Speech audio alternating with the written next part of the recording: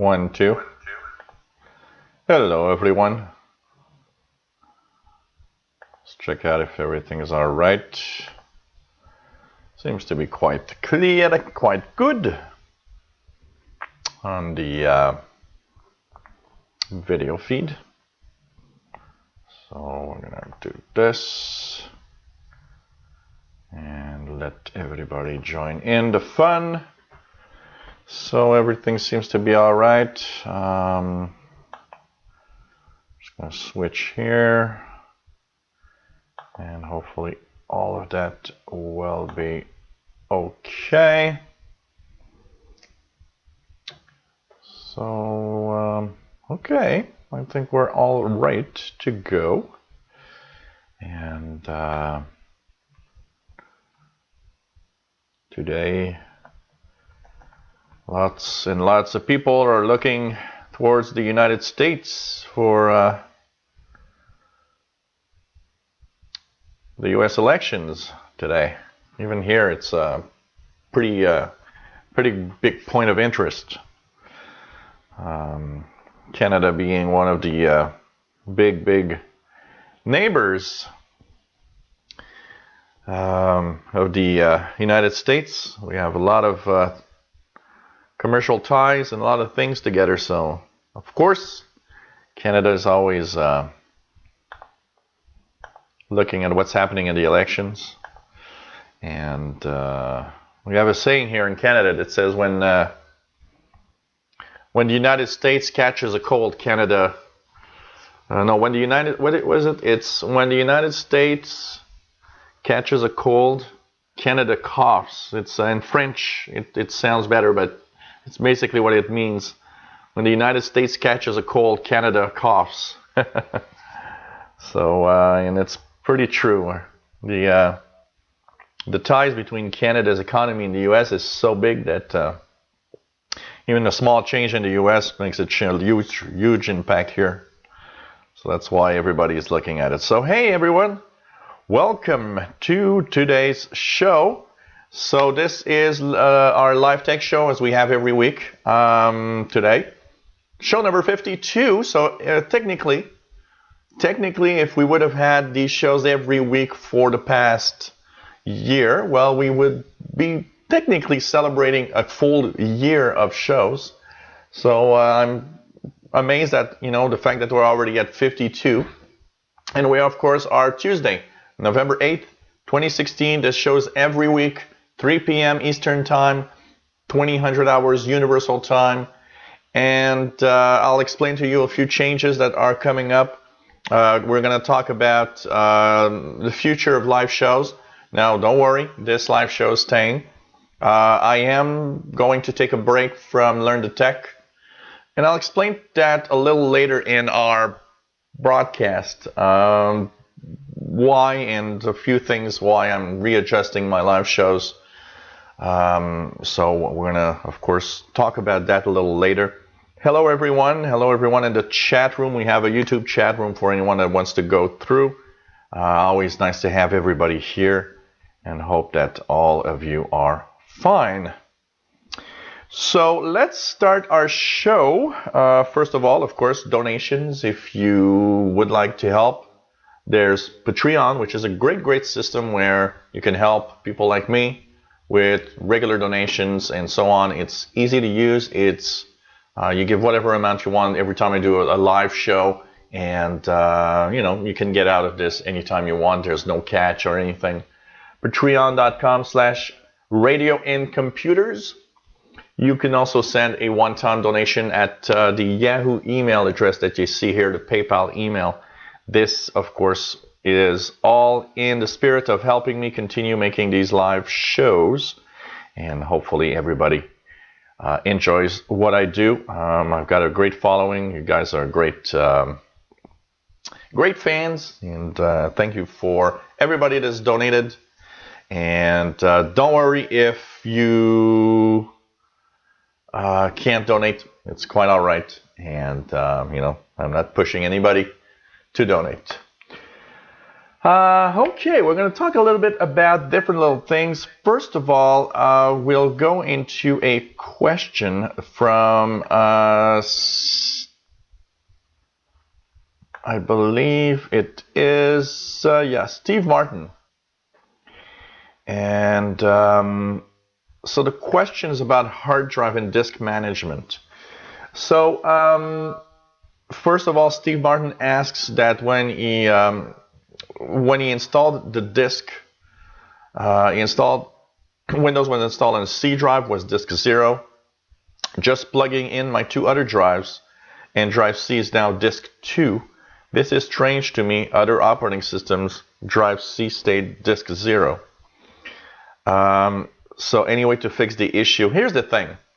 When you actually get a operating system, what happens is each operating system has a different way of managing the main drive. So in the case of, say, Windows 10, even if your Windows 10 operating system would be on disk 2, it will remain a C drive while you're using Windows 10. And if you, for example, dual boot and go into Windows 7, you'll notice that the C drive changes depending on the operating system. This is not a flaw or a problem. It's just the way that Windows and the operating system, the general operating systems, manage the hard drive. So there's we can't say there's a fix to this because it's not a problem really. So it all goes with the fact that how everything was set up at the beginning. Once this is set a certain way, even if you don't like the fact that it's set up like that, it's not a good idea to change anything because it can actually cause problems within your operating system or even other operating systems that were working fine before that can break down because you're changing things where everything should be and remain the same. So it's not really a problem. It's just the way that Windows works.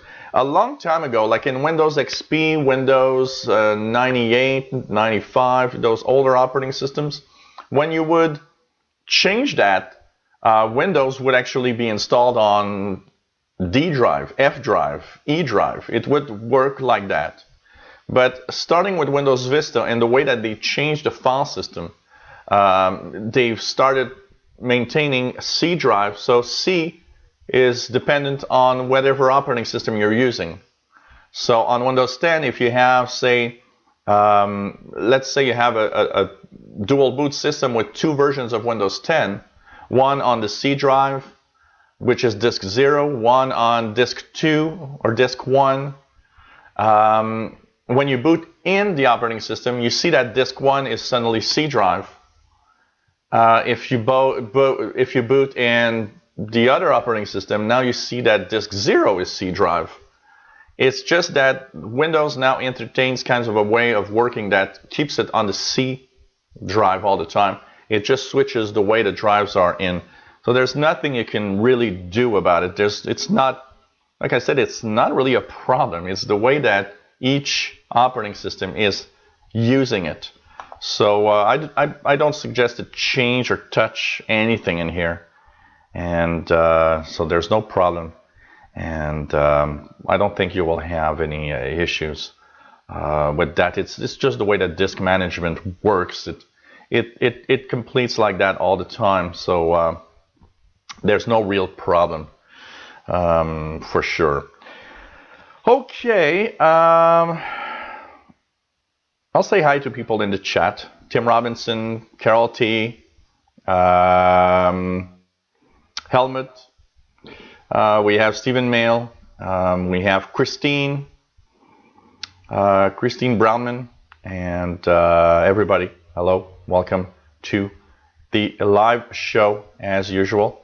And of course, Ryan Ross, thank you, love the channel. Bobby Burgess, hello. Douglas Elliott, hello, and everything. Now this is something new. I will be interacting a little more on the Windows channel because, you know, one of the things that people love on my radio channels is the intense interaction I have with everybody. It's basically like being in a big crowd. Now, I will focus on to the questions that I got by email, but of course, I'll give a shout out to people and hope that it's pretty cool. So basically,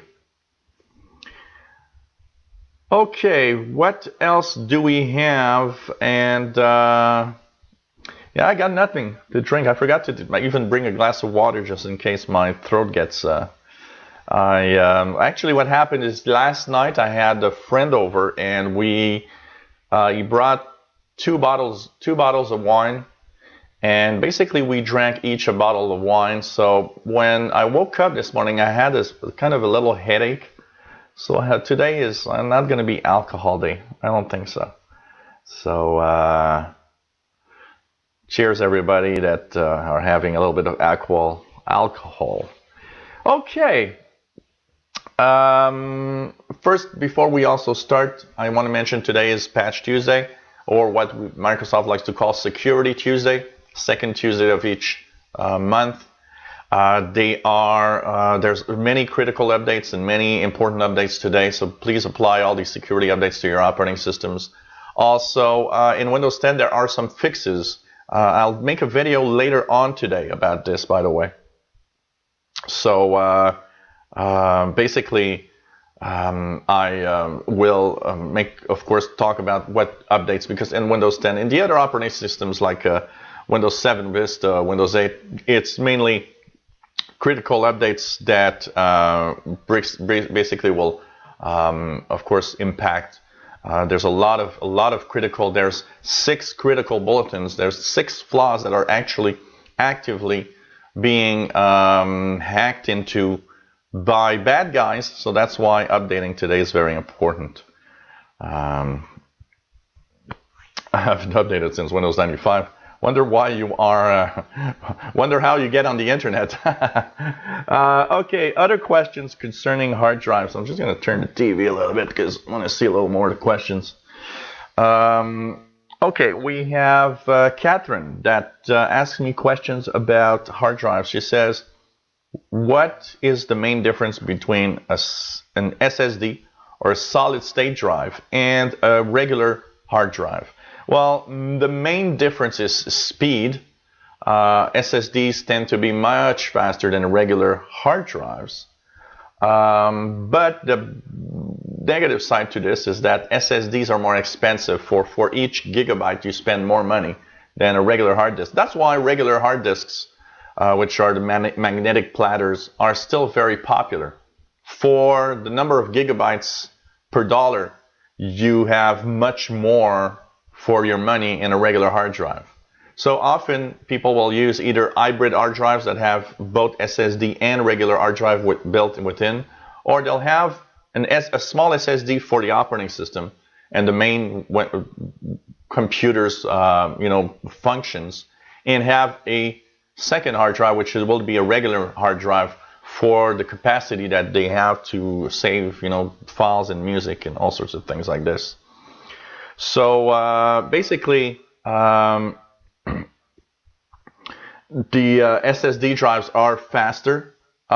They are also technically, and I'm going to say this with a grain of salt, technically, the solid state drives are to be more reliable than a regular hard drive. But I've seen some reports that some manufacturers might not have reliable SSDs, so it's very, very complex. And the way that it works is also different. So there are things that you do on a regular hard drive you won't do on an SSD and so on. But basically, most people that invest in a solid state drive is to increase the speed of your computer. Actually, I've seen a nice demonstration about a computer that was a little older and was kind of slow with the regular hard drive. And they showed that just adding a solid state drive to an older computer actually increased its speed to a point where the person that would think, well, I'm going to buy a new PC, finally says, well, no, I'm not going to buy a new PC. It's not working better. And it tends to make things a little better and a little speedier, of course, even for older machines. One thing, though, not all, if you have a 10-year-old laptop, there's a big possibility that it cannot run solid-state drives. They require that your PC has the correct hardware to be able to run solid-state drives. That's very important. You can't just take a 15-year-old PC, remove the regular hard drive, put in SSD. It won't be able to use it. There's a minimum requirement for that. So, but all the, anything that's probably 5 years or less probably works fine with SSDs. Also, you have another question. You say that you've installed a 2 terabyte drive. 2 terabyte drive, and that it's showing up as 1 terabyte. Well, that is for a few things. You say that you've got Windows 7. Now, your PC needs to be able to run a 2 terabyte drive. That could be 1 terabyte, could be because of the limit upon your PC's BIOS. It might not be able to read 2.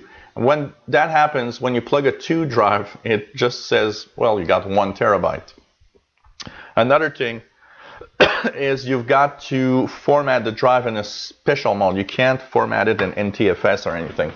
Guys, I'm going to be back in 2 seconds. I forgot to bring a little glass of water, and I'm going to just fetch that. So as I'm saying, you need to format the 2 terabyte drive differently, because regular NTFS drives, they weren't taught to use the 2 terabyte file system. Sorry, guys, I've got this ongoing throat problem, and got to the doctor a few times, and they don't seem to be pinpointing much. And actually, last doctor I've seen seems to point that maybe my blood pressure medication could be the cause. So, flavored water. And one of the things that also happens with SSDs, by the way, it's solid-state drives have a limited number of read and writes, or mostly writes, not reads. Which is technically about 1 million writes per area. So, oh really, Carol? Let me know about that. I'd like to know more, because I really it goes up and down. Some days it's worse than others. It depends on the day. So, sorry guys if I'm coughing a little bit today. Basically, there are a few reasons why your 2 terabyte drive cannot show in 1 terabyte, but if your computer is a little old, it's possible that it cannot see 2 terabytes. So it's very important to check that out and make sure your PC can. Okay. Going on to other questions. We have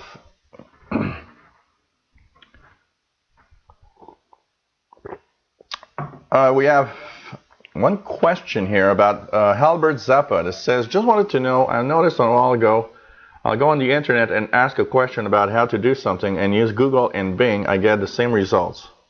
Example, I ask why, multiple home pages, but every answer I got would say how to get them, not one result will say why. And I did use a question mark. Sometimes don't understand how smart the internet seems. Everything on the internet is really done in a very specific way.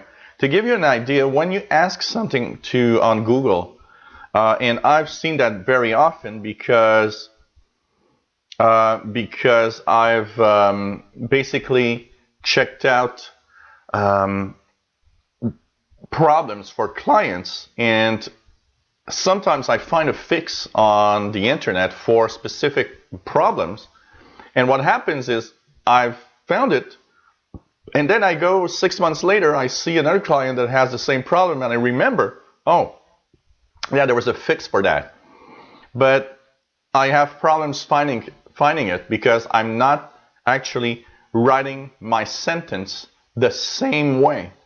So everything is in how to write search, Albert. It's very important. Rewrite your sentence in a different way. Use different words. Try to explain it in different terms. And you'll see that there's a huge variation of what it brings to you to do this. So just make sure that you retry different things and think about the fact that it's really, nothing as a smart internet. It's more of algorithms that look at what you are writing and try to understand what you want to have as results, basically. We have a question from Frank. Frank in Florida, which is also a follower of my radio channels, says, hi, a few questions for Android. First question is, SD card not detected in Galaxy S7. I got the same exact problem than you 2 weeks ago. Basically, I noticed that in the Galaxy S7, one of the last updates that it did seems to have caused an issue with the SD card disconnecting. So what you'll do is you will, enter that little pointed object to remove your SD card. Of course, make sure your phone is shut down. Remove the SD card and have it read on a PC to see if, first of all, it can be read on your PC. Mine was not able to be read on the PC. The PC couldn't understand anything. So what I did, I reformatted the SD card on my PC, which became suddenly readable again. And I put it back here and reformatted with the phone. And it's been working fine. So there seems to be some corruption on the SD cards from time to time with the Galaxy S7. So pop it out, put it in a little jacket. Here I have a little jacket that I can put it in because this is a micro SD. And I can actually put it in the card reader of my laptop. And if it doesn't detect it, reformat it.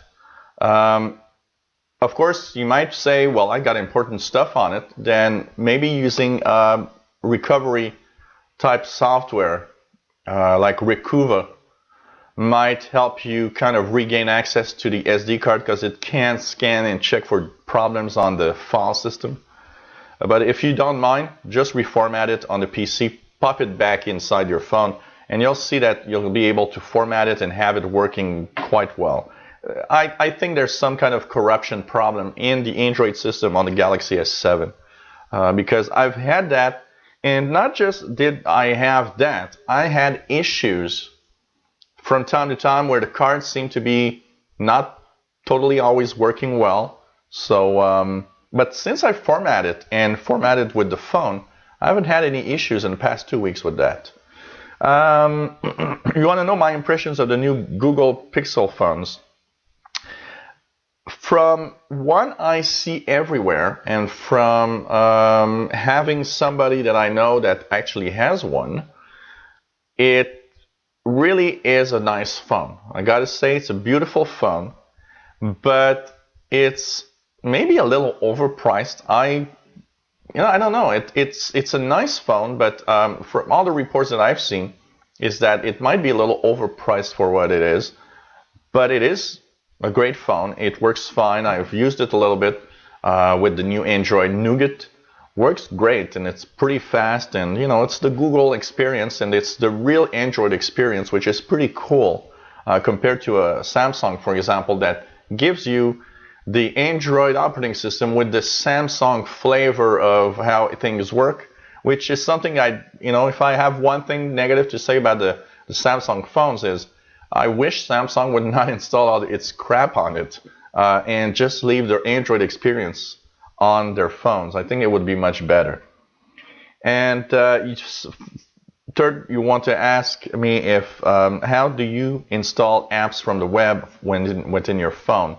Now, what you need to do is you want to make sure that you go, because there's a security feature in the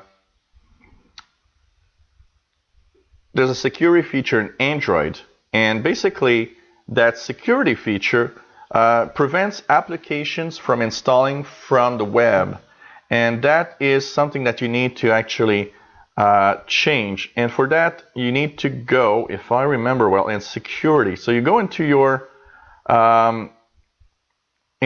system settings and go into privacy and safety, and here you will have I think it's privacy and safety, location, report dial, private mode, SOS, or lock screen security. Just go okay, yeah, it's somewhere here.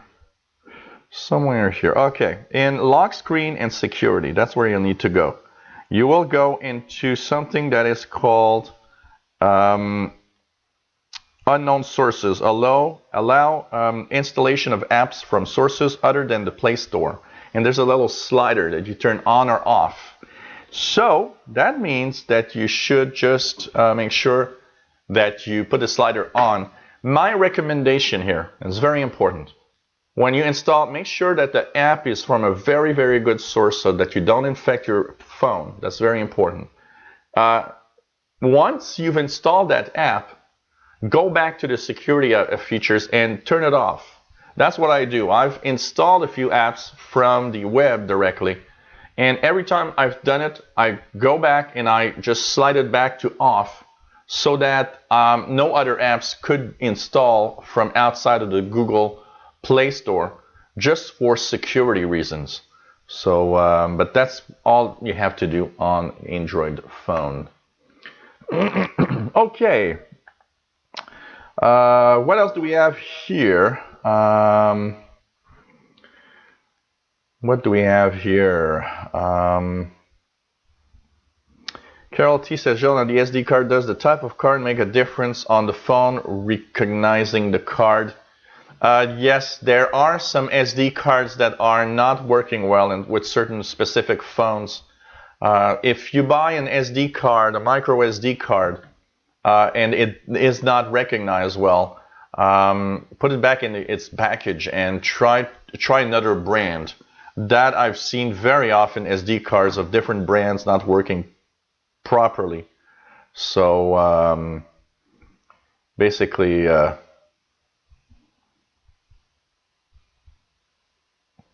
be careful. And you know what? One of the very important things to be careful, and Bobby Burgess has a great point here.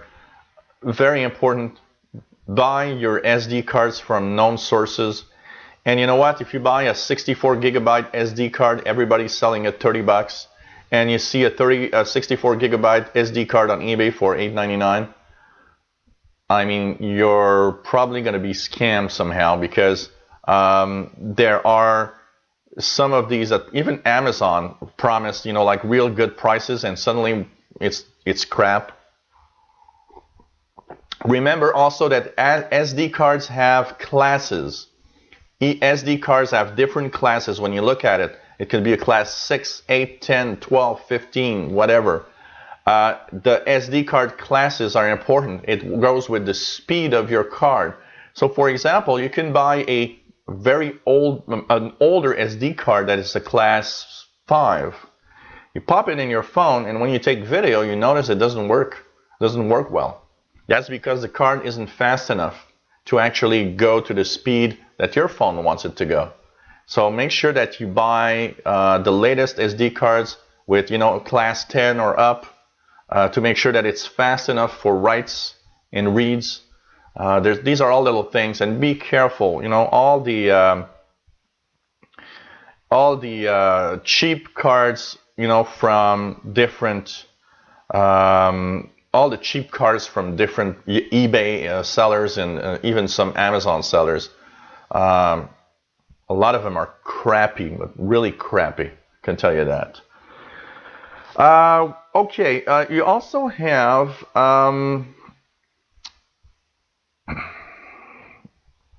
Mark that says hello and has a question, or a few questions about search. He's wondering if I've used or if I do sometimes search with different search providers like Yahoo, Bing, and Google. And do I do these types of searches in different... You know what? It's a long time I haven't done this. I typically search only on Google pretty much. But I gotta say that it did happen sometimes when I was searching for specific items that I would search on Google, on Bing, and on Yahoo. Why? Because often each one will have one or few links that the others don't show or not in the same order. And I have times when I've searched Google, found some interesting stuff, search Yahoo with the same search query, and it got me websites I didn't even see on Google and that I enjoyed. So sometimes it can be. I know some people are using also some software that you install that uses like a gazillion search providers at the same time within the software. But yeah, it is sometimes a good idea to, especially if you're not totally sure and not totally happy with the results that you got on Google, you can try Bing and Yahoo and see what it brings up. You say that on your PCs at home, when you try to search for local stuff, it actually brings you to stuff from other areas, not from your hometown. For example, he says that he was watching one of my videos where I was talking about Google search and about how good it is if I type good pizza place, that I would have a local search. And he says that when he writes good pizza, he gets results from everywhere except his hometown. And he was wondering why. So there are a few reasons why your search is not local. First of all, I don't know how big your town is. Maybe it's just because your town doesn't have much web-related information. But that's, you'd have to be like a really small town of like 100 people. One thing you could do, of course, is add the name of your city next to your Google search. But if your Google is not reporting, it could be your internet service provider that is actually here. I've seen this so many times here. You search, for example, type in Google, where am I? Okay, just type where am I in Google, and Google will display or show Google Maps and pinpoint your location. So type where am I and see if it shows where you are, because that's very important. So where am I? If I type it here, it's pinpointing directly where I live here when I look at it. It's even giving me my postal address. Now, you should see that. But if where am I points to another place, that means it could be your internet service provider that is not, the IP is grouped into an area. In smaller towns, it happens sometimes that instead of having each IP with its different places where it could be and show up on a map, they will group IPs into one area where the exchange is happening on the internet. And what happens is now everybody with the same internet service provider in that town is all indicated that they're at this place. For example, here, now it's changed, but for many years, Bell, when I used to be on Bell, I would ask, where am I? And it would say, oh, you're in Ontario. And I know that the reason it would say that is because they would regroup all the IPs into their main center in southern Ontario, and it would always tell me I'm in Ontario. Then one day, they've changed the way it works, and it's suddenly giving me my location instead. So it could be your ISP. Make sure you're not using a VPN, of course, but it can happen. So if where am I gives you somewhere else, then I would suggest that you do Google searches. Always type the name of your city next to it, because that's going to pinpoint for you. But I gotta say, it sometimes is happen. And you say that you sometimes don't have um, everything you need in your search results. And you say, is there a better way to search on Google? Well, make sure that you rephrase. The key to a successful Google search is really on how to phrase and how to say where or the things you want to say. It's extremely important. And searches, if you don't search correctly and use the correct terms, yeah, sometimes it will not give you exactly what you want. It all depends. Sometimes just changing one word makes a whole difference in the search. So basically, Robert Redmond says, happens to me 90% of the time, as much as 25 miles south of where he is. Well, that's pretty amazing. Here it's always pinpoints. I'm on Videotron, which is a Quebec provider, and it always is working quite well in general. So basically, okay, let's continue on. Sorry, I got distracted. Somebody just I gotta check it out. Somebody just text me saying that I can go and see the Montreal Canadiens hockey game on Thursday because he's got tickets. So I'm okay. Why not?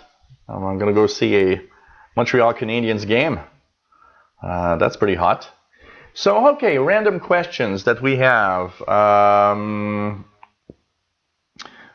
Random questions that we have, and they all come from Wilbur. Wilbur says that he found my live show for the first time 2 weeks ago, and that he is hooked.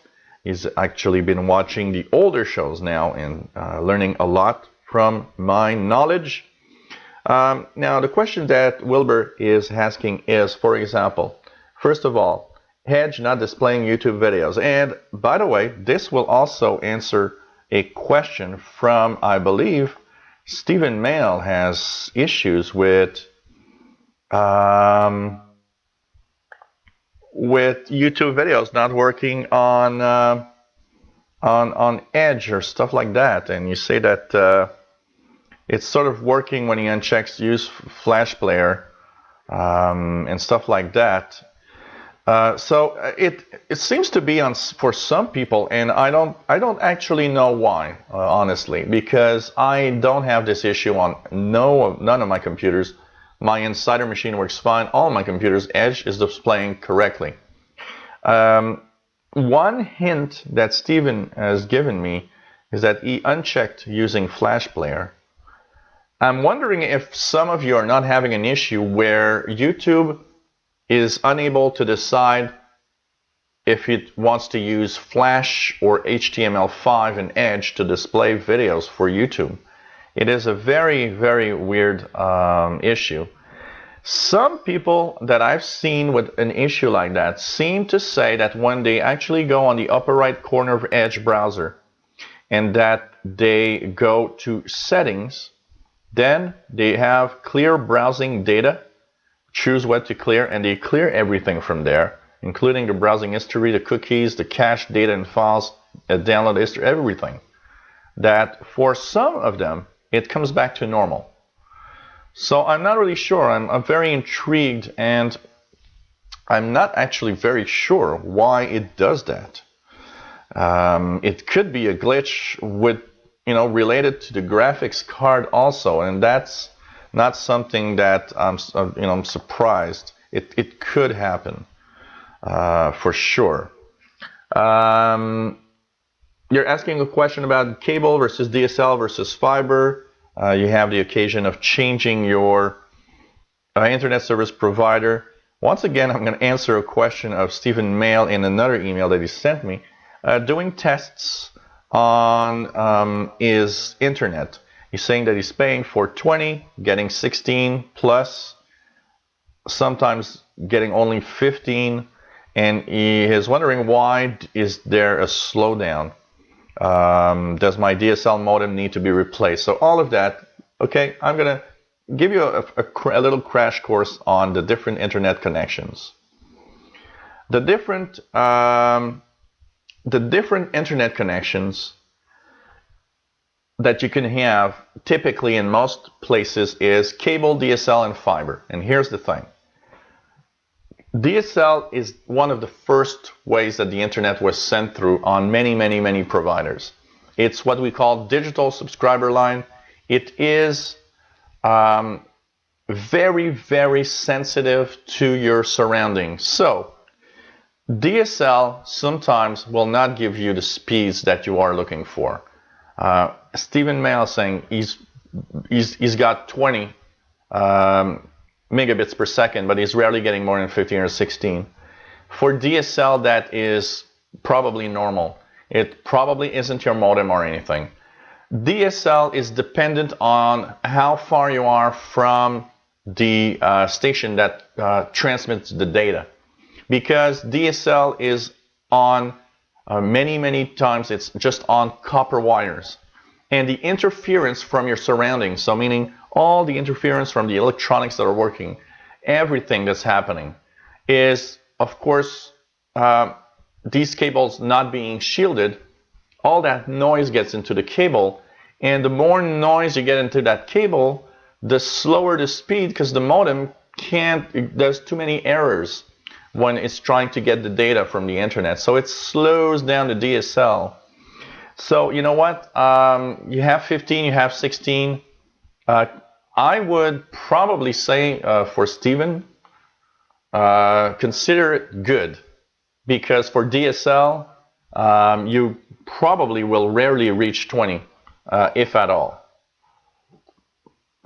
Now you say that it changes, and of course, like I just said, it's the most sensitive internet connection. So just a little change here and there. Connections that are not totally correct. I can tell you one thing, DSL is really affected by that. To give you guys an idea, here Bell changed from DSL to fiber, and before they got to fiber, the fastest speed that they were able to give me on DSL was 5 megabits per second, and I wasn't even reaching that. Most of the time I was at 2 or 3 megabits per second maximum, even though they tried to give me 5. And that's because of the distance of the DSL connection and the overall noise that's surrounding that. Cable and fiber are much better for speed because cable is shielded. So cable, because of the shielding around it, gives much more signal to your modem in general. There's a lot less noise on the signal itself, which means cable is capable of, for the same distance, providing you with more speed than DSL most of the time. And fiber is the new one.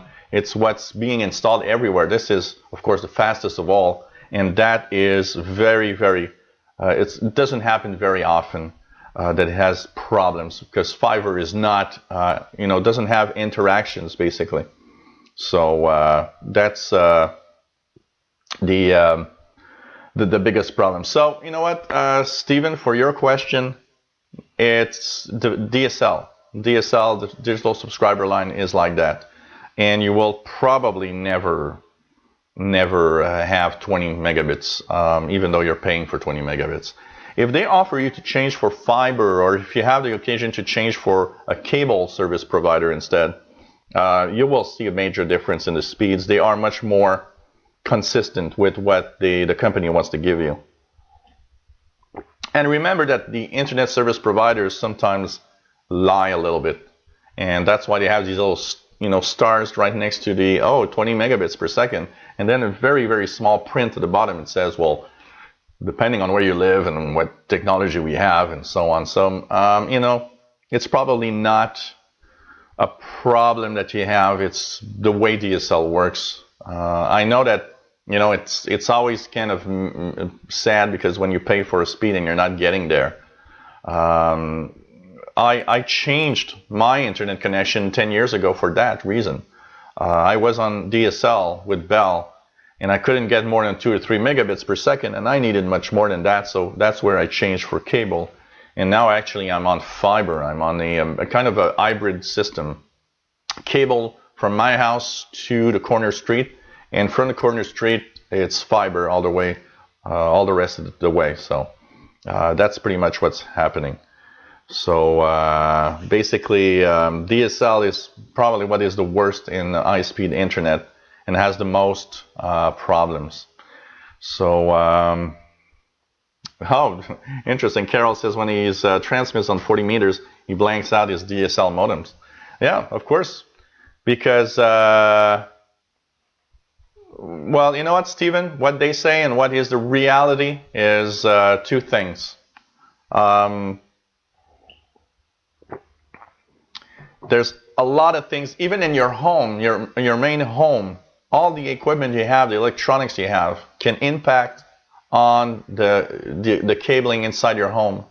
So, you know, I'm not surprised. And what they say, you know, what an internet service provider says and what happens is really two things. You can go ahead and try. I don't know how old your modem is. If you've got a modem that's really old, like many years, maybe you can try a newer modem that might actually be better at filtering out all the noise and maybe give an increased speed. But you know, that I've seen cases where newer modems seem to connect better than older modems. That is something that happens. And you know, like Carol says, you know, when you're transmitting, well, DSL means that, you know, all that cabling, that copper wire cabling, will receive part of that. You know, it's like a huge antenna, so it's receiving part of your 40-meter signal probably, and it's blacking out all of your internet connections. So, and one question that I have for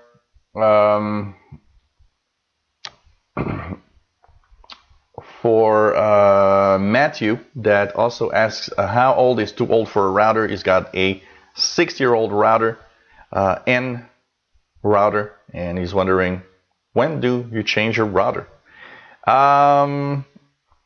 Basically, a router, I usually suggest to everybody, of course, if everything works fine, don't do anything. But I do often give a suggestion for people that have problems connecting devices, especially newer devices, and we'll let them tell them, you know, if your router is more than 3 years old, it's not a bad idea to change it because it has newer protocols and newer ways of doing things. So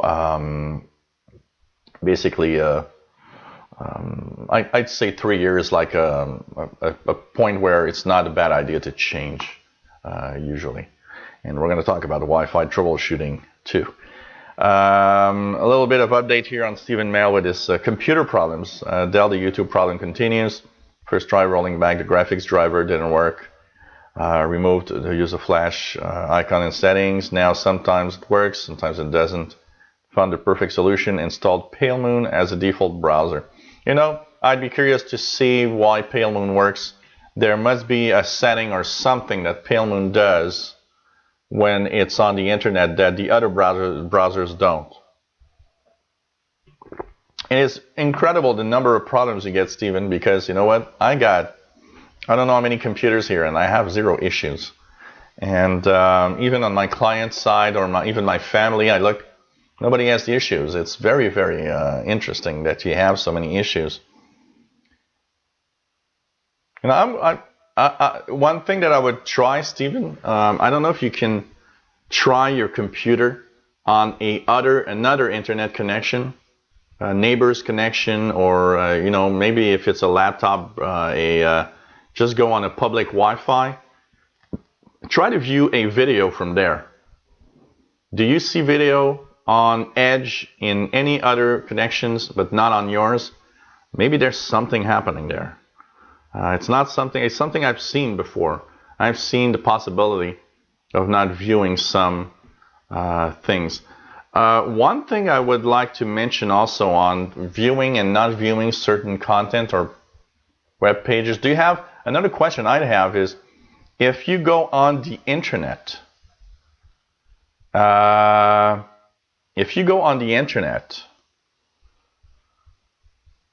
do you have everything um, displaying correctly. If you go on, 50 different websites, are all the websites displaying correctly? So, yeah, I know there's some people that still use these really, really old routers. These need to be changed. And, every router that is like 5 years old or more didn't have the possibility to do IPv6, and some websites are now starting to have IPv6. One of the famous cases I have here is a friend of mine. At some point wants to go on he needs to fill out a form on one of the Canadian government websites. And he's calling me up and says, look, can you come and see this? I can't load the form on my PC. It doesn't work. So I go to his place and I try to load the form, and it, of course, does not work. So I connect his PC to my Wi-Fi from my phone instead. And suddenly the form comes up and it works fine. So I suspect something is wrong with the internet connection. I got a very extensive network there. So I said, look, we're going to remove yourself from the network and we're going to plug your computer directly into your internet modem. Plug it on the internet modem, works fine. Comes up, no problem. So it's okay. It's in your network that something's happening. And then I noticed the router, which is a 10-year-old router. Everything it was connected with wires, but it's a 10-year-old router. And when I looked at it, I said, now I know. That router cannot do IPv6, and IPv6 is probably used in the Canadian government website where you get that form to fill up. And so we removed it and we installed a new router instead and replugged everything back, and everything worked fine because it couldn't do IPv6. So some people will probably have problems, basically the router, if the router or the modem is too old, they don't understand why. It's not working, and it's just because their old, connection and their old stuff is just not compatible with IPv6. I don't know, Stephen Mail, it's up to you, but if you've got constant problems and you didn't have any problems with 8.1, why not? 8.1 is actually not bad an operating system. Maybe you could go back to 8.1. That's for sure.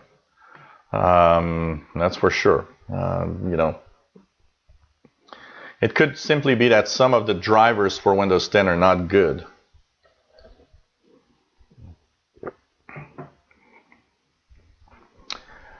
Wi-Fi troubleshooting. These are questions that come from Eric. Eric says hello. He's in Germany. Nice to have German viewers. And Eric has the following questions. The device is not connecting to Wi-Fi while his PCs are connecting to Wi-Fi. That is a very, very common problem. And it usually, the first thing that I say to everybody that has such problems is reset your router and redo all of the security. Create a new network, give it a new name and a new password. Make sure that in your router you're using the latest of the security, WPA2. Very important. Inside your router, just choose WPA2.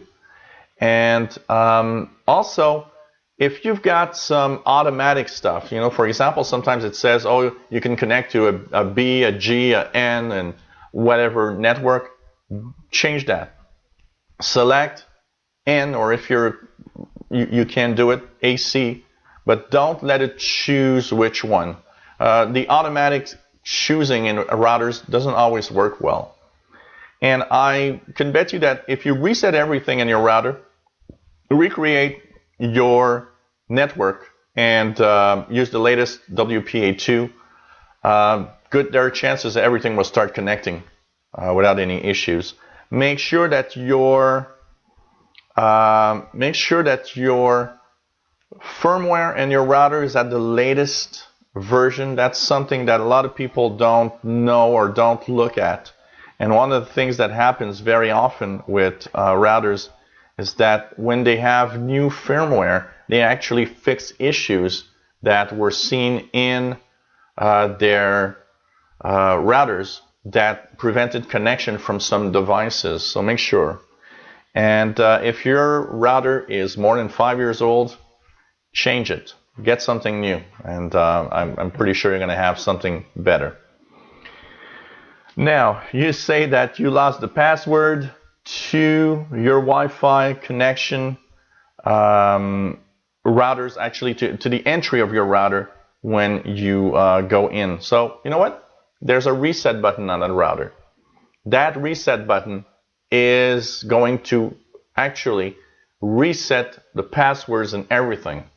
So if you reset to 0 your router, you will have just Google your router, your router's model on Google, and ask for username and default username and password.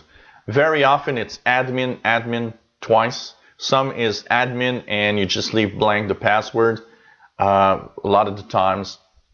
And you know what? That will reset and you'll be able to go back to your router. Then create, of course, a new password that you will remember. And finally, you say that you've got 2 printers. One is a Wi-Fi printer and one is a regular cable printer.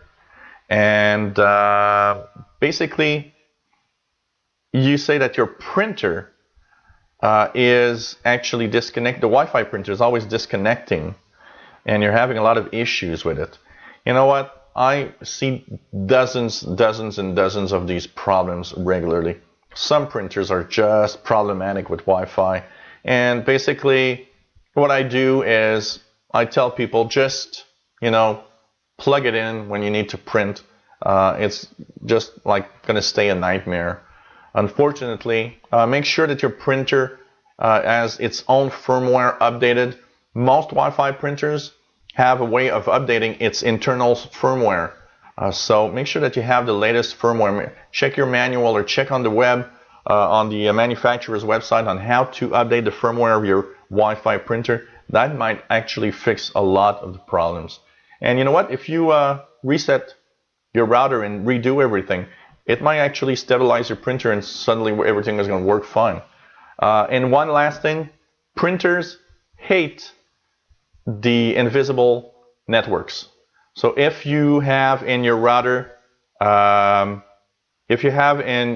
just make sure that you can see the name of your network or your Wi-Fi network when you actually have Wi-Fi. Because first of all, removing the Wi-Fi name is not a security at all. There's a lot of software where it can find a name because it's actually sent out in a clear regularly. And there's a lot of devices that when the name of the Wi-Fi network is invisible, they have problem connecting. And good luck with all of that. Okay, another question that comes from a few questions that come from William, that says that first of all, since he's upgraded to mailbox he's the new mailbox in Outlook.com, he lost contacts. Yes, that's an issue that is known for certain. Apparently, you should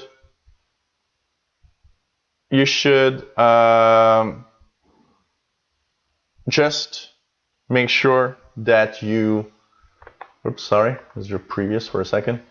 Okay, just make sure that you wait. They say that there should be a fix. You say that you're unable to unlink Skype from Outlook account for viewing my videos.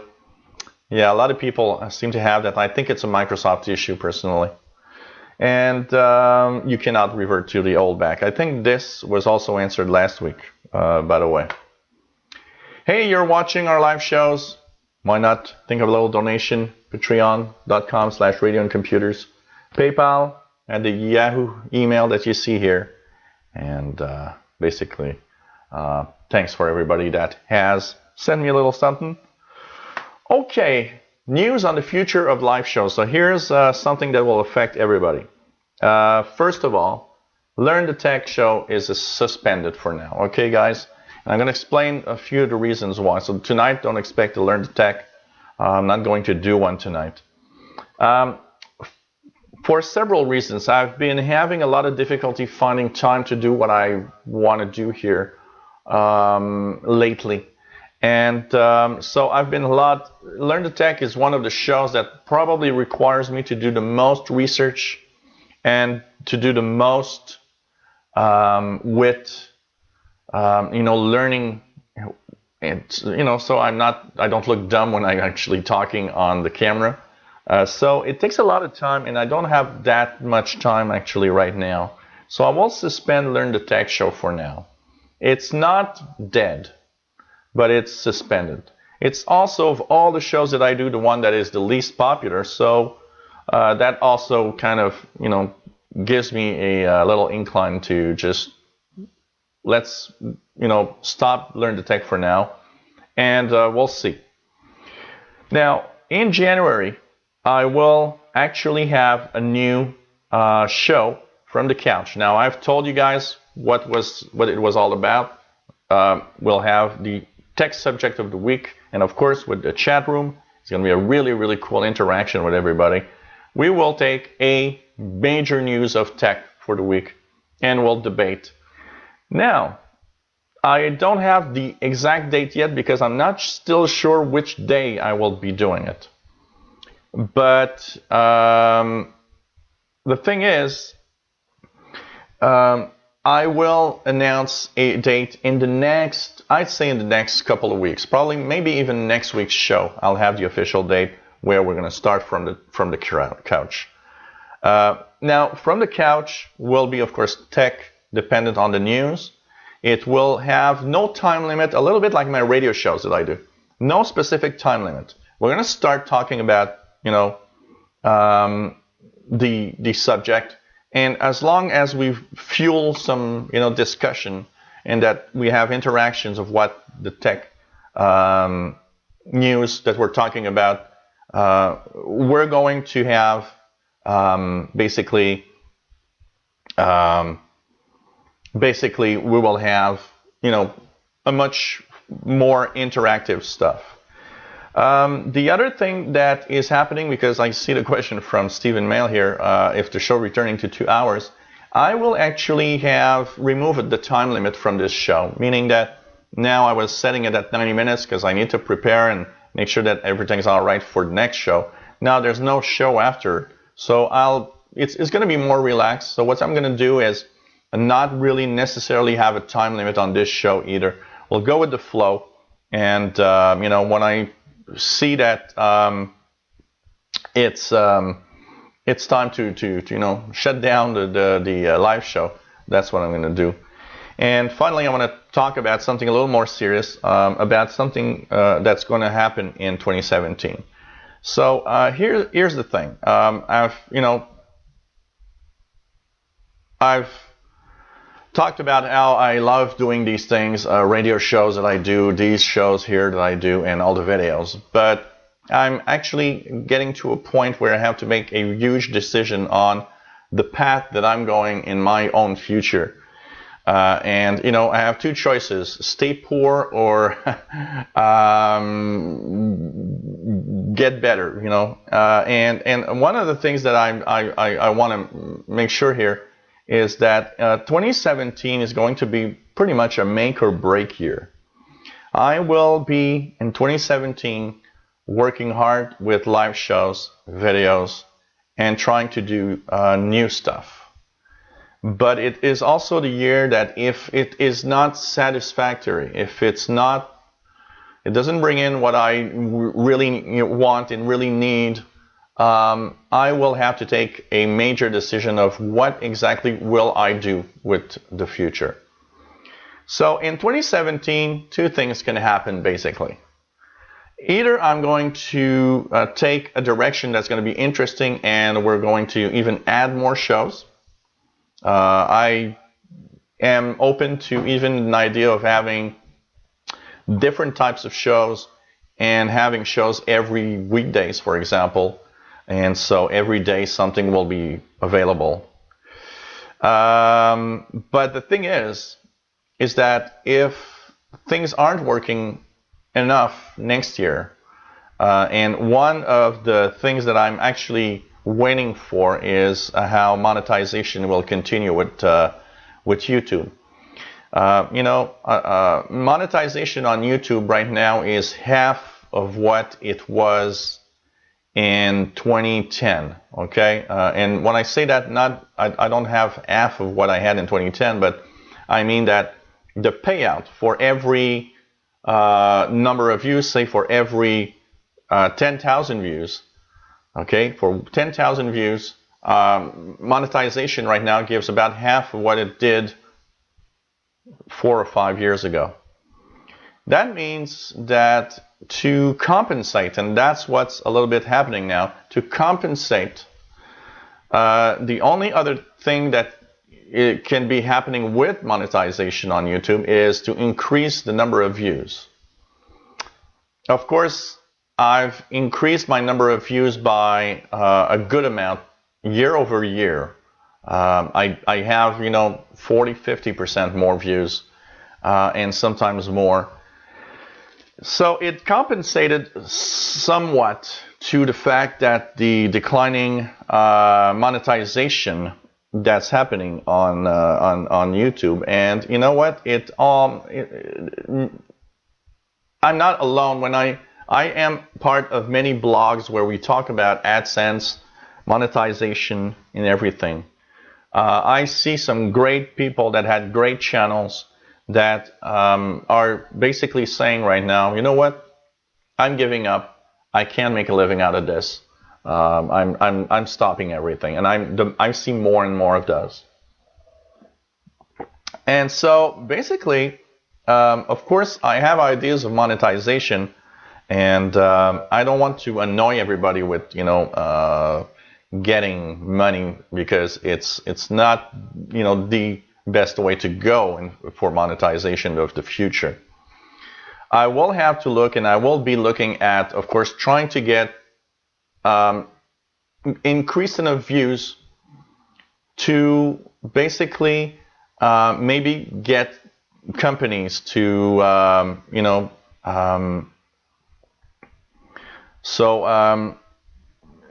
to get some kind of funding from companies with maybe having basically money from maybe I have ideas, for example, like okay, well, if you pay me a certain amount, I can use an HP laptop while I do my news bulletins and stuff. And there's a lot of stuff in my live shows, and I don't know. We're gonna see. I'm gonna go through different companies and PR stuff and see what can be done with that. The problem with that is it also has to do with numbers. So I gotta increase my viewership. I gotta increase the number of people that watch my live shows right now. Not just the live shows, but the videos in general, but mostly the live shows. It's more of a live show thing than anything else.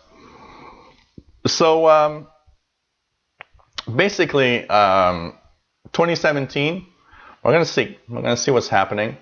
Monetization on YouTube is changes, to give you an idea, the biggest change that came in 2016 is that starting from January, monetization was crappy. Totally crappy. And it's still crappy. I look at the numbers every day and I'm like, okay, what am I doing? What am I doing right now? So I'll see in 2017. I'm scared of what's YouTube AdSense and monetization will look like in January, because that's where very often there are abrupt changes in the numbers. I am in contact with several YouTubers that we kind of talk about monetization together, because I'm not allowed to talk aloud of any of the numbers that I have. It is one of the things that you're not allowed to say. And one of the things that I see is that everybody is struggling. Everybody is going crazy right now with monetization. And unless you get like, 10 million views a day, it's a poor man's job, okay? And it's not just the fact that it's a poor man's job. When you have the prospects of something that can actually give you more money in 6 months or a year, that's interesting, because even though you're poor at the moment, the fact that you know that in a year, by working hard, you'll have more views and have more money, it's cool. But the fact that you work hard to get more views and ain't paid more, it gets a toll on you. You get to a point where you're a little like, what the hell? I'll be honest with you guys. I love doing this, but there are days that I, woke up, looked at monetization, and sat down and doing this show, and I didn't feel like doing it really, not because I don't love you guys, and not because I don't want to do it, and I love doing this. It's just when I looked at the numbers, it's like, well, I could do something else that's more, going to give me more money, and I hate talking about money, because it's something that unfortunately we all need. We need to live, and some people complain about, the fairness of some of the things that I did and so on. I'm going to tell you one thing. If you want to talk fairness, I can talk to you about fairness about a lot of stuff. I do give a lot of energy in all of what I do. And so, I don't think nobody can talk to me about fairness of anything. So, 2017 is I don't want to sound tragic here. 2017 is make or break. And depending on how things go, we're maybe going to be here in 2018, 2019, 2020. But if things don't go like I wish they should, I'll probably be winding down what I will do. Of course, the content will stay on. The content's there, the videos are there, and for sure everything is going to stay there. I'm not going to remove the channels or anything. Everything is going to stay there, but I might not have as much time to do anything, because I'll be devoting my time to something else. So that's the things that we're checking out here. And Ryan Ross is saying, have you ever thought about bringing your channel to Twitch TV? Yes, I have thought, but you know what? I don't like the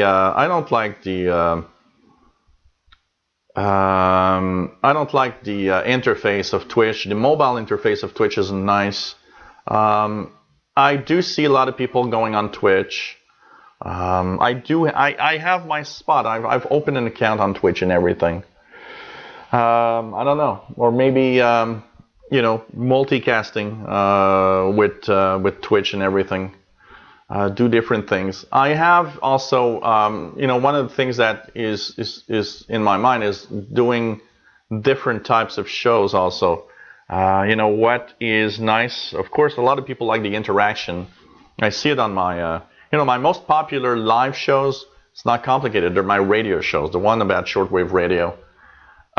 These shows are much more popular, and basically I get in these live shows, after 2 or 3 days, I often just after 2 days or 3 days get 1,000 views on the video there. So that is one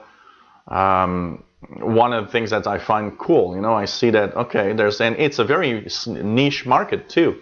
Shortwave radio and stuff like that. There's not a lot of not a lot of people compared to people that have PCs, for example. And as for the question that you have about 1990 Sunbird says, well, will you still have your live radio hangouts? One thing for sure is if I wind down everything, the radio side is going to suffer also. I'll also wind down on the radio stuff. The difference, though, with the radio thing is because it's one of my big hobbies. It's not as, it has a side that is different. This is something I like. I like talking about computers, but it's my job also at the same time. And if I would have to cut somewhere first, I'd be cutting down on the PC, Windows, and tech stuff before the radio stuff. Simply because I go to clients every day, and you do get to a point where if you had 4 or 5 clients with tons of problems in a day, you don't necessarily feel like talking about tech the rest of the day. But the ones on radio are easier to do because and I see it in the way, and when I do them also, the radio ones, I like because it's simply sharing my passion for shortwave radio with everybody. So it doesn't have the same feel and doesn't have the same interactivity and the same way of doing things. It also does not require me to work very hard in a sense that to make these shows, I spend some time. But the thing is, to make the radio shows, sorry, except for maybe finding a little bit of subjects to talk about, the shows pretty much go with the flow by themselves. I just get on and rant about radio, and that's it, And people have questions, and it's many times after an hour and a half, I get to a point where I'm thinking, well, okay, what am I going to talk about? But there's the chat room, and people are always,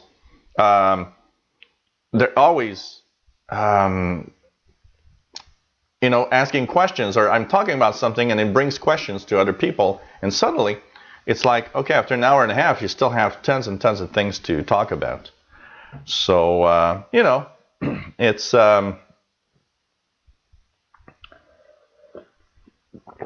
basically very I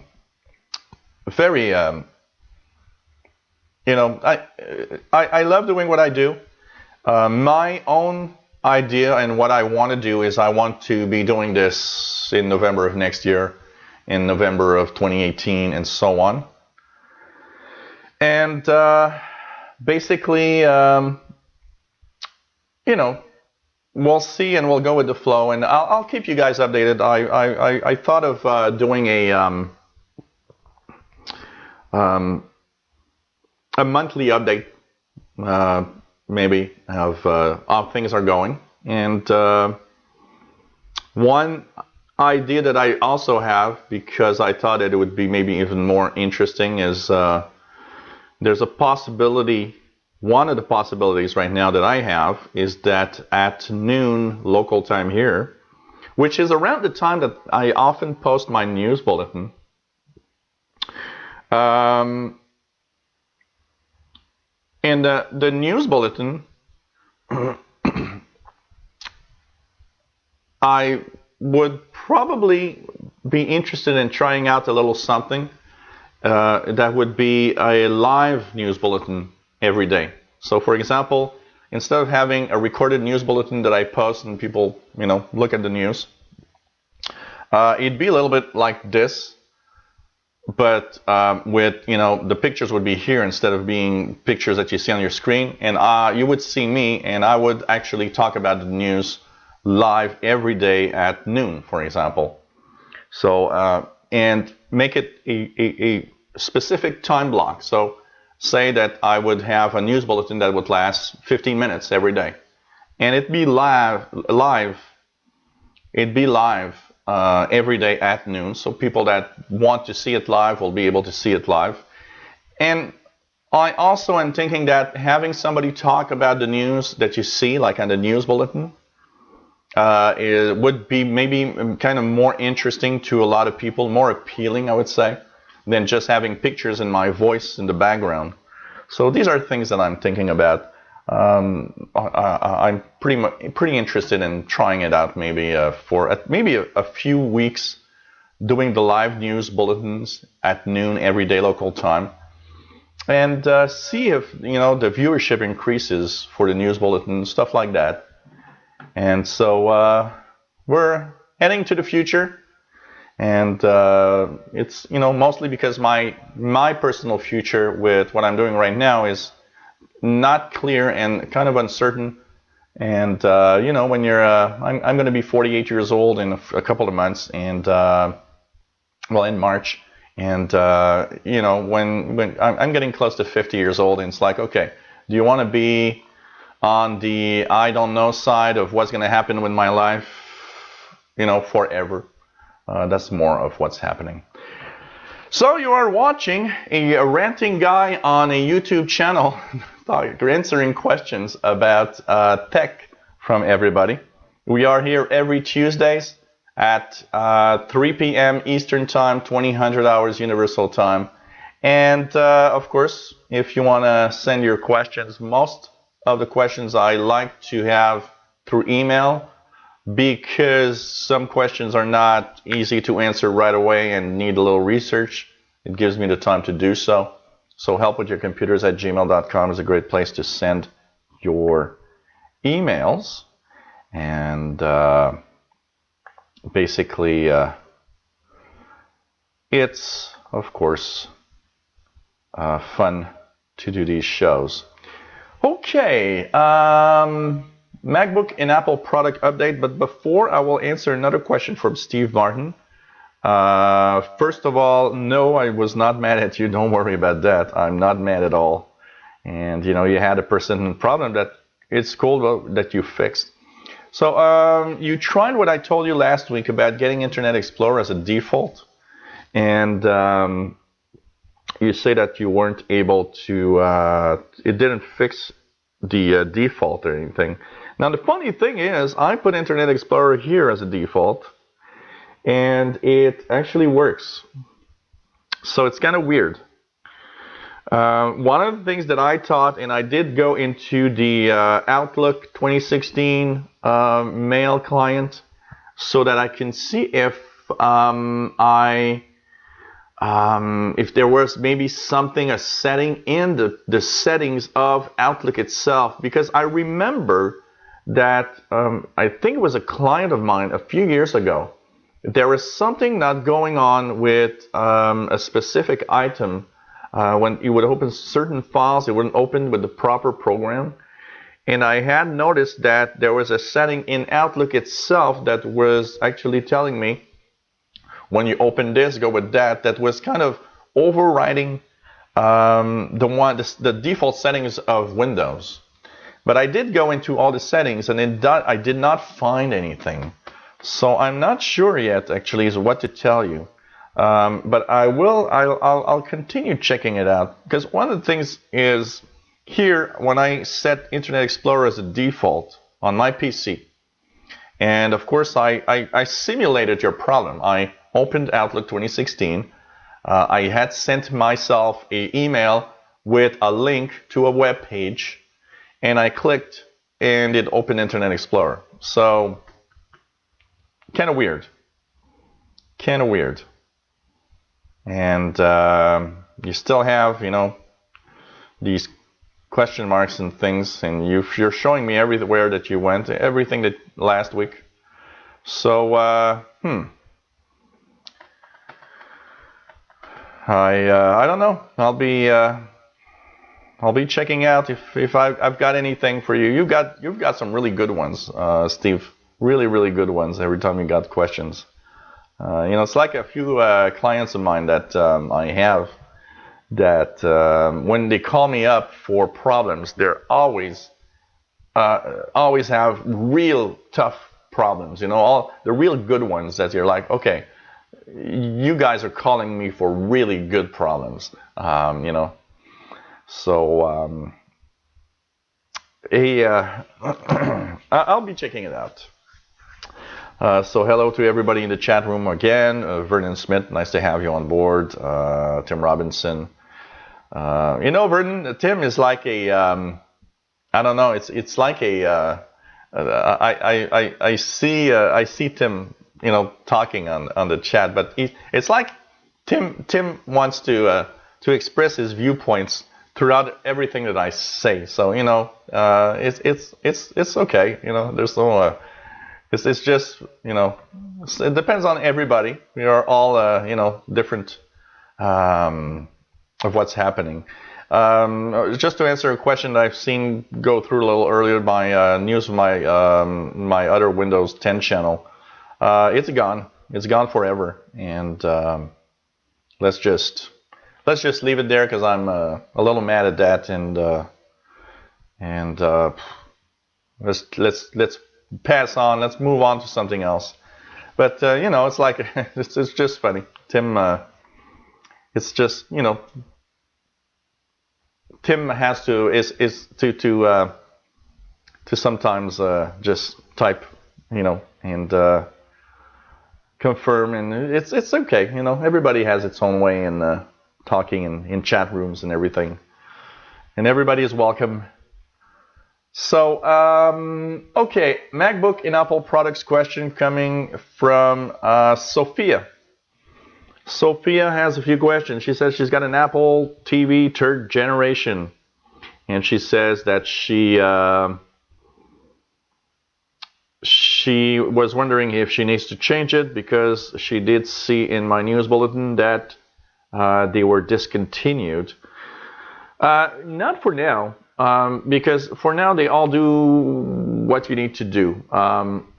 When will they be obsolete? When the problem that's going to happen with the Apple TV, I've got one here in my bedroom, and I use it for Netflix mainly. What's going to happen is that the Apple TV 3rd generation has not been updated in its software for a long time now. So the question of do I need to change it will present itself someday, because you'll try to look at a YouTube video or you'll try to use it for something that you're doing regularly, and it's going to tell you, well, this app ain't compatible with that anymore, or I'll go to Netflix and it's going to say, well, you got an old version of Netflix, so it doesn't work anymore. That's pretty much what's going to happen. Now, I don't think it's going to happen tomorrow, especially since the Apple TV 3rd generation was sold pretty much until about 2 weeks ago. So I think it's not now that's going to happen, but eventually we will have that. You also are thinking about your MacBook Pros and saying, well, I've got a 2012 MacBook Pro and I saw the new ones. Is it really different? Would I have any advantage to move on to the new models? A computer is a computer, and I always tell everybody, if it does everything you want in a amount of time that is reasonable to you, and that there's nothing wrong with it, no, you can continue using it. You don't really need to have the new ones. The new ones are not extraordinary in a sense that they're a little more powerful, but they aren't. There's nothing really new in the MacBooks, that touch bar and stuff like that. So this is something about the MacBook that is kind of, there's no innovation. It's just new models that are a little more powerful than the one before and stuff like that. So I would probably tell you, just move on to the new MacBook Pro if one day your MacBook breaks down or doesn't do, or is getting too slow or stuff like that. And finally, you want to know, if you're buying a MacBook, what's the difference between Retina and non-Retina versions? It's basically the amount of pixels on the screen. A Retina version has much more pixels on the screen. In a I went to the Apple store several times, and I concentrated on looking at a retina screen and a non-retina screen. Non-retina screen is already beautiful. And retina screen packs so many pixels that it's impossible for the human eye to really view the pixels themselves. But that said, I don't know why, but when I look at a retina screen, I do find it a little more beautiful than I do with a regular screen. There's something about retina that makes it better. I don't know. But it is not something that's necessary. If you have a non-retina, it's quite all right. And you know what? You save money by buying the regular non-retina version. And if you're looking at screens right now and you're like, well, that's fine. It's quite all right. And, it's more of a feature that wants everybody to try to buy stuff than anything else. Question from Bernard. Bernard says that he has several Internet of Things devices at home, and he's got a few questions. First of all, he's asking me, in that DDoS, or Distributed Denial of Service attack a few weeks ago, how can they use an Internet of Things device to attack?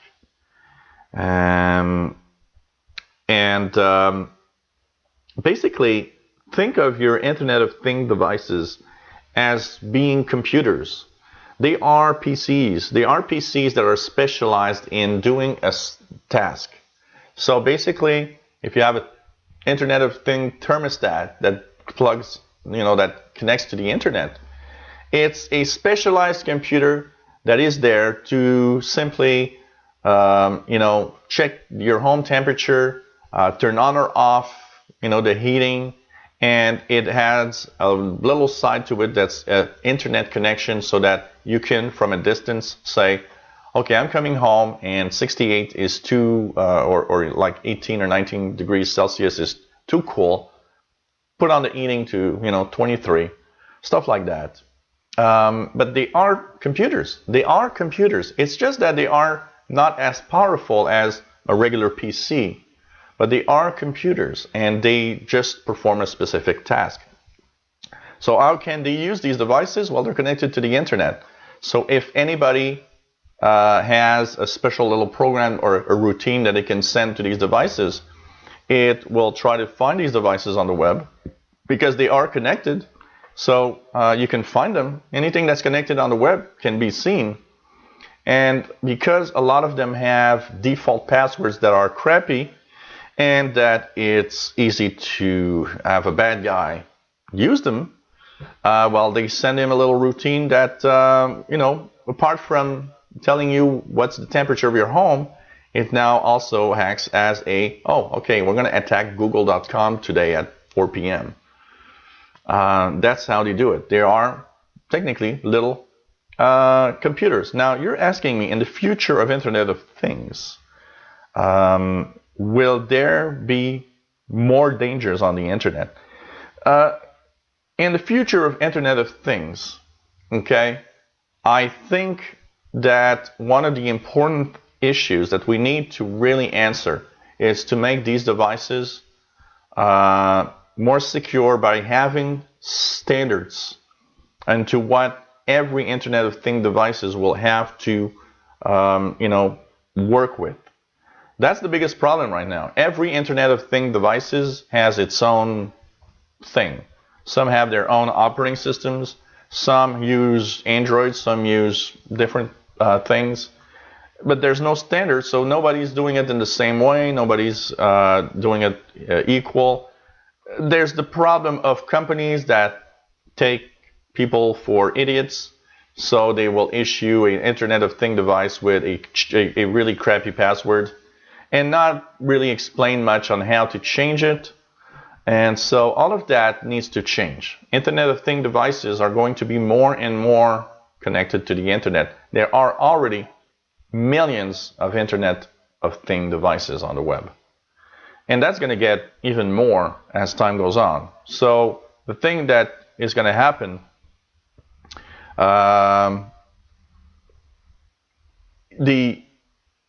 having a standard of how things work and making sure that that standard is updated, making sure also that your Internet of Things device has easy to do firmware upgrades, from preferably doing it by itself, so that it always can shut down the security flaws that these devices have. So I don't know. I think the Internet of Things will, it's like PCs. I mean, as the internet grew and more computers got online, so did the risks of a lot of things. But you know what? We are into a certain control of all of that. And I think the Internet of Things are, with that denial of service attack, it opened our eyes that, okay, we need to have Internet of Things devices that are better than what we have right now. And finally, you say that you found it funny to see that your printer auto-updated. And, well, you know what? There's a lot of, most Internet enabled printers today have a little piece of software, and they are, by the way, part of the Internet of Things. The printer is connected to the web, and it has a small little software inside. So yes, the printers have updates, because remember that these Internet of Things devices, like the printers, also might have security flaws, so they need to fix that, and they have bugs sometimes that updates will fix. So it is interesting. It is interesting to see that, but it shows that every device we have is getting more and more complex as time goes by. From the simple printer that you just plugged in and did the job, to now printers that auto-updated themselves, and you can print on your printer from somewhere else on the internet. It's pretty amazing. So basically, there needs to be a standard so that things are easier and better to do. So like Carol T says, we'll see if the manufacturers do patch their devices so the events like the DDoS attack are harder to do. But one of the things that's happening right now is that a lot of these devices are obsolete and will not have any updates. That's kind of sad when you think about it. So yeah, but some of them, Tim Robinson says, I wager that these devices will cost more though. And you know what? A lot of these devices already cost a lot of money. So Douglas Elliott says, I had the YouTube problem on Edge. I used settings to clear the top 3 temporary files, and it works fine now. That's cool, Douglas. So you're part of the people that have YouTube problems with Edge, and used the cleared the data from Edge, and it works fine. So I've seen many reports of people saying that it works fine after they cleared the data. So I don't know. So Tim Robinson says there was a news article on our news channel, Sky News UK, about Internet of Things devices, and they are trying to push the manufacturers to secure the devices better. Yeah, it's like the routers. I remember all the routers that were made at a certain time were always exactly the same in having admin as the username and password for getting into the router. The first routers, most of them came open. There was no password on the Wi-Fi. And so people just plug these things in, connect to the Wi-Fi, and say, oh, it works. I'm on the internet. Everything's okay. No, everything's not okay. You have not set a Wi-Fi password and encryption. You have not changed the default passwords and username. There is a problem. And of course, at that period of time, I remember going with a friend of mine. I remember at one point, about 12, 13 years ago, I had a Palm TX, which was my main device that I used back then, and I still have it here, it still works. And it had Wi-Fi, and I remember going with my friend taking a walk, and we would look at how many routers are open and that you can connect to their internet connections. And back then, it was easily 1 out of 10 was an open Wi-Fi that you could connect to. Manufacturers, they then noticed, okay, we got to do something. because it's not secure. So what they do now, most routers that I've seen lately will either, even though sometimes admin will be still used, they at least have the decency of saying, look, you're already on WPA2 encryption, and they have a little card that says this is the password that we have set up for this router. And most manufacturers, what they do is they randomize that number. So basically, everybody that buys, for example, a Linksys router of the same model, each have a different password, which is perfect because they've already made the thing much more secure by default.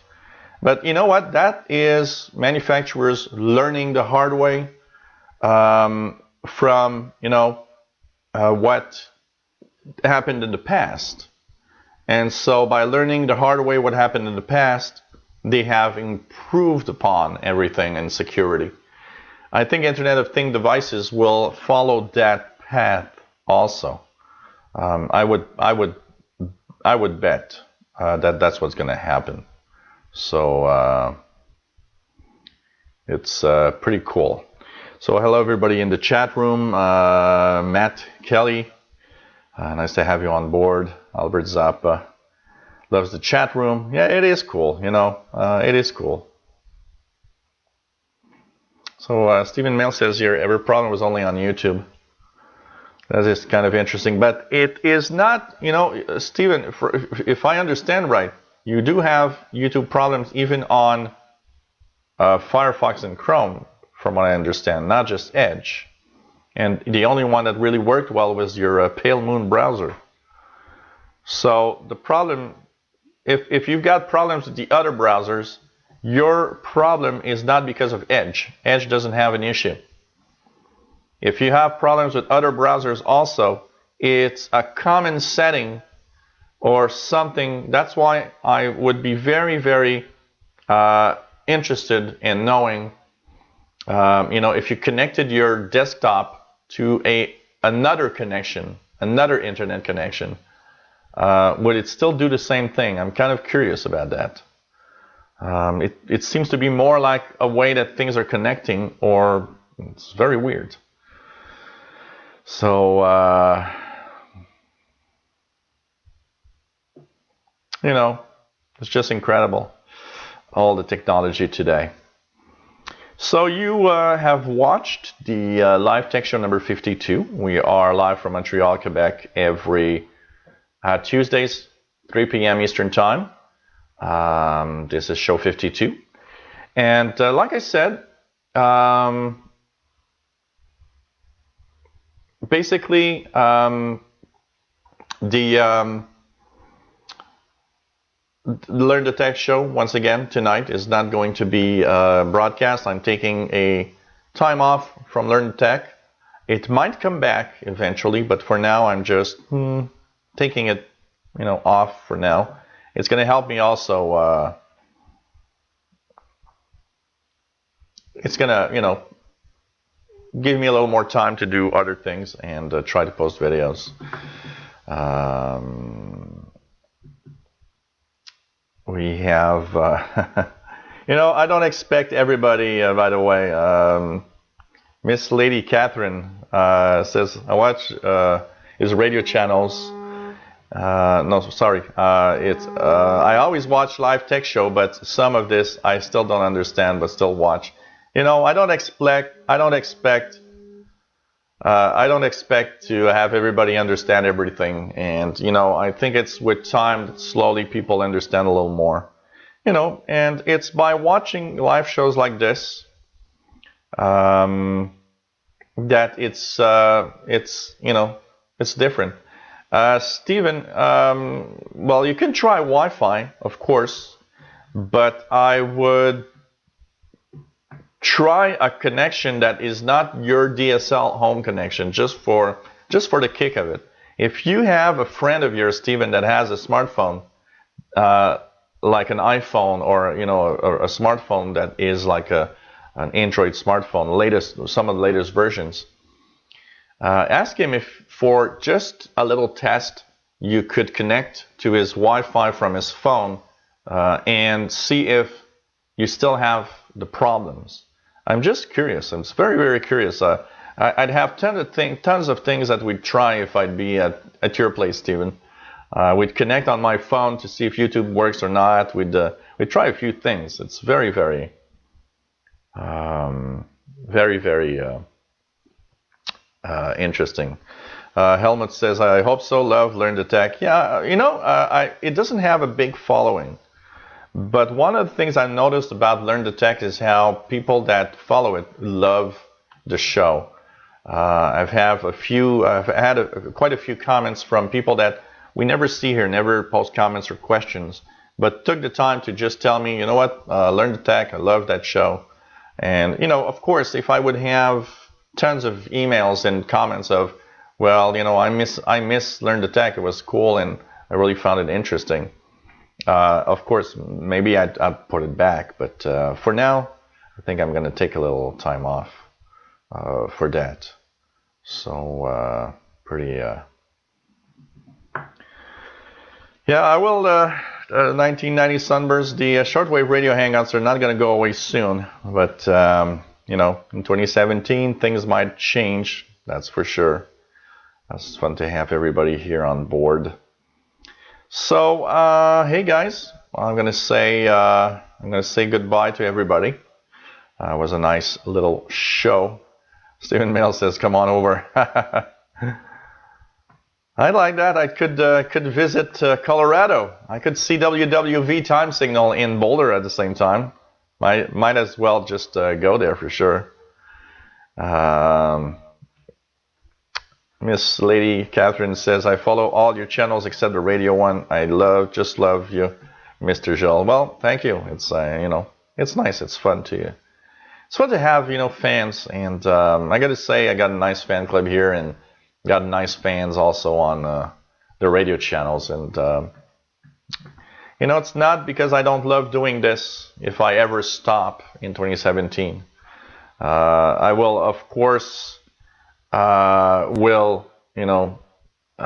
I should for some reason stop this, always have great memories of all of these shows and everything, but it's not there yet. We were going to try to construct something. I'm going to try to find some innovative way of going forward in the future. So Carol T says, take care, Jill, have a great day. Watch the U.S. meltdown tonight. Yeah, I will be watching the U.S. elections later on. I'll probably be checking on some of the local channels, but I will probably be watching the U.S. elections later on tonight for sure. And I think everybody's waiting for the outcome. I can tell you that. Stephen Mills says only 30 minutes away. Yeah, I could go visit the WWV and VB antenna farm, and I think they have tours of the time signal also. I'd have to do that for sure. So really, really cool. So take care, everybody. It's nice to have you on board. So this was Live Tech Show number 52 for November the 8th. We'll see each other next week at 3 p.m. Eastern Time. 2000 hours UT, and of course some of you are on the radio stuff, so we'll be seeing each other on Friday for the radio hangout, and also I'll be talking Friday. We have the tuning the bands. Exceptionally, this Saturday I was supposed to have a shortwave hangout, and I'll actually push it to the other Saturday. Let me just check the dates here. So this Saturday, the 12th, I was supposed to have a shortwave show. That one will not be happening this Saturday because I have a family gathering that just came up. So all of the family will be like here. So I don't want to, bother them with, well, okay, I'm going to go do a 3-hour show and then come back and talk to them. Since I'm be hosting, it would be kind of rude. So this Saturday, I'm pushing the shortwave show next Saturday, the 19th, and we'll go forward 2 weeks from the 19th every 2 weeks. instead of doing this one. And it's going to fix another problem, because on the shortwave show on Saturday, there were a few people that said, you know, if you would be on the other Saturdays, it'd be better because I could be watching, because you're on the Saturdays where I can't. So some of you will be happy because of that, because I'm just going to change the Saturday evening we're going to do it. So the next show for the radio is going to be this Friday, the 11th. We're going to tune the bands together, starting at 2000 hours Universal Time. And of course, we'll be checking out the radio bands. Hopefully, propagation will be better than last time we did it.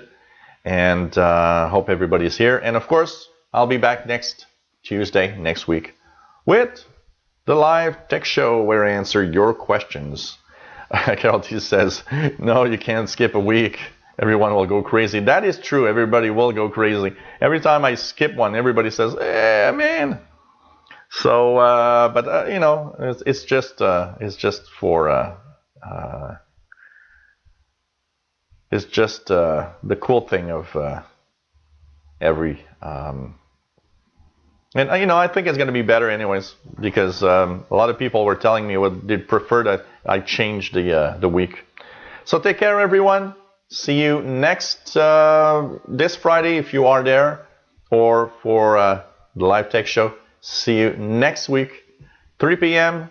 Eastern, 2000 UT. Bye, everybody.